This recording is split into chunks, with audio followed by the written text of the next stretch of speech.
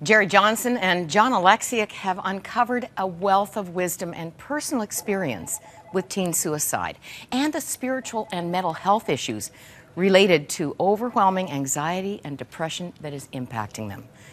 Coming up, we have a rich segment with the mother whose 21-year-old son died by suicide just 3 years ago. Mary Erdley's painful journey has made her a wise and compassionate counselor.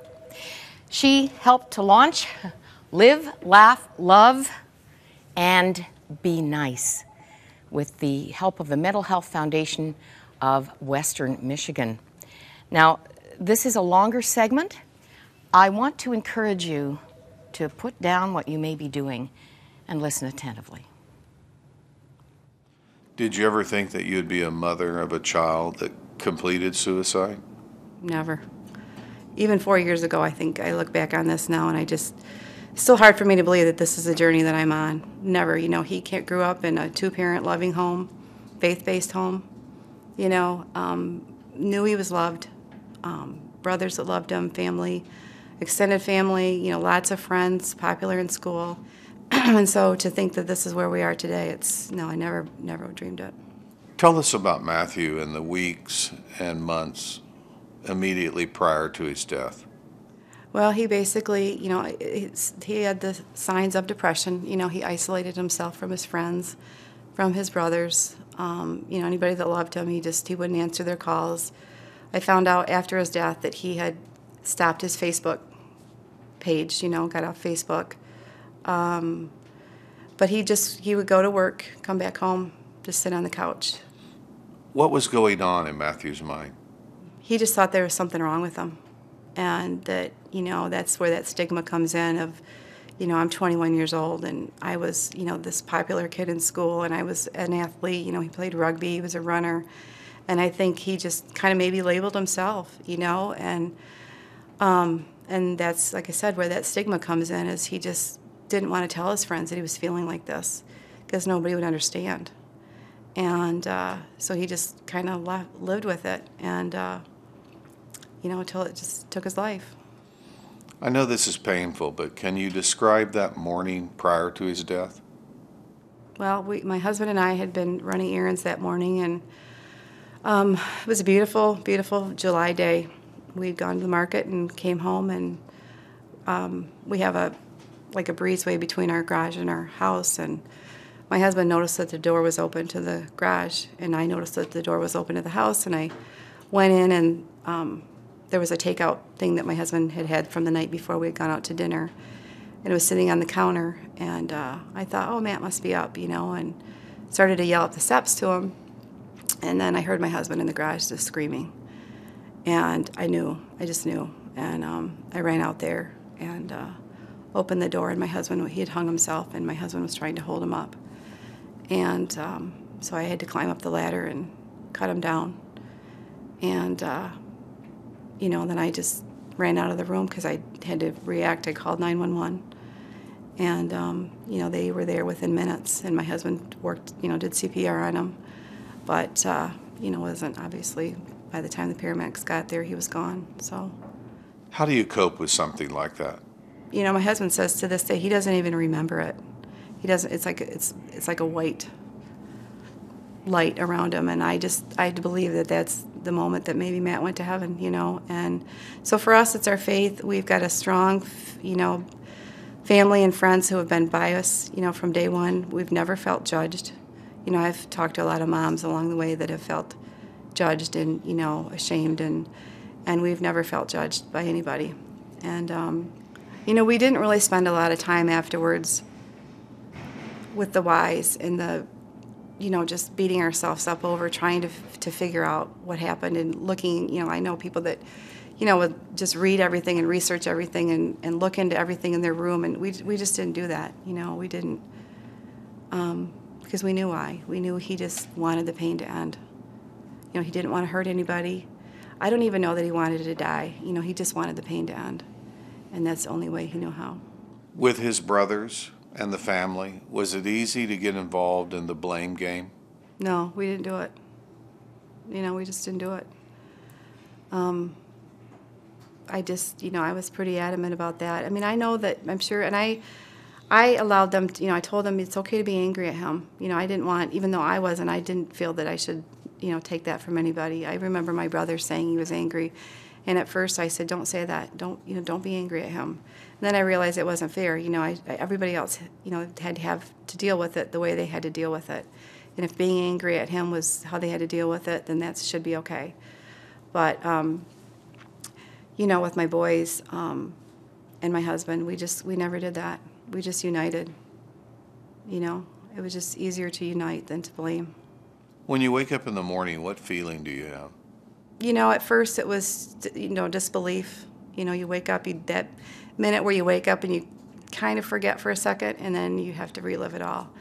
But, now it's been 3 years. It's a little bit different. I mean, you're able to find the joy again. But it's on your mind every single minute of every single day. What do you say to a couple who's experienced suicide and their marriage is hemorrhaging? I would say, first of all, don't play the blame game.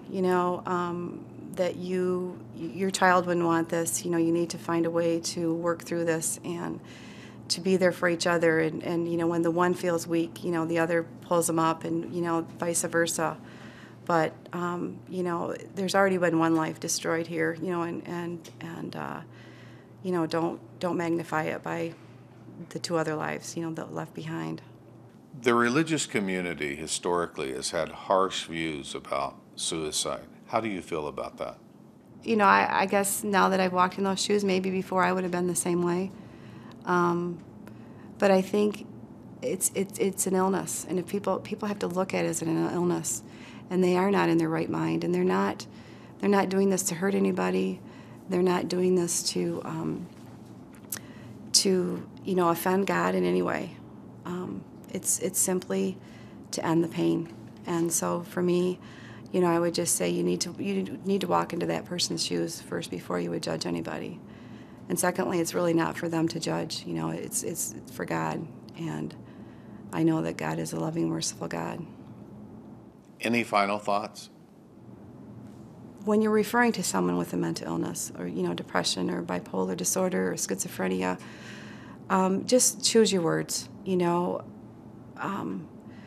People, I think that to me is such a detriment to treatment. And when you hear someone referring to someone as a nutcase or crazy or out of their minds, just choose your words, because if you're that person and you're hearing that, you're going to say to yourself, well, maybe I am, maybe I'm not worth it.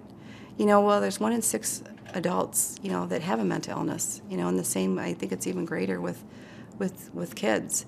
And so if you look around, it affects everybody. And it might be the person that you're saying it to, about somebody might be struggling themselves. And, it just to choose your words, and just to be kind, and just instead of judgment, just seek compassion and understanding. Well, these 2 weeks have been heart-rending. They've been eye-opening as well for many of us. I don't know if you saw the October 15th Globe and Mail. Carly Weeks, regular writer for the paper, the headline was, "Why did they get away with it? How do they get away with bullying?" Carly Weeks suffered extreme anxiety and depression due to bullying. I want you to hear her heart. "When I was feeling lonely and tried walking up to a group of classmates during recess, they would count to 3 and run in different directions. Eventually, I hid in a bathroom stall during any breaks until they caught on to me and came into the bathroom to taunt me. Bullying permeated every aspect of my life. It didn't matter that I had a family that loved me and told me not to pay attention. Being rejected by an entire peer group at an age when making friends is so important was one of the hardest things I've ever endured. Their hurtful, hateful words were unbearable. I suffered extreme anxiety, panic, and uncontrollable shaking over a period months long. Eventually, I started to believe what they were telling me, that I was worthless, that my existence was useless. After my parents waged a battle at the school board level, I was allowed to change schools, which helped for a time." As Carly says, sadly, this is not a unique story. We need to be aware and to learn how we can make a difference. Our children are so at risk. Couldn't help but wondering, what if we all went around with this on our back? Be nice. You know, this is not just a teen issue. You know that quote, you know, that most people are carrying a heavy load, are dealing with something very heavy that might make them a little prickly today or a little antisocial today. And you know what? We all need to be nice. And I want to say this to you who are grieving today, to you who are feeling alienated, unloved, insignificant, invisible. This is a verse that encouraged me in my first journey through grief. Interestingly, it's the verse that has comforted Dylan French's parents in their very present grief. Take a look. The eternal God is your refuge, and underneath are the everlasting arms. He will not walk out on you. He won't change his mind about you, and he will not fail you. Go to him. He loves you to distraction, and he has a future and a hope for you. How many people, you're going to hear more of them this week, young people who survived a suicide attempt, who are here to say, you know what, it gets better.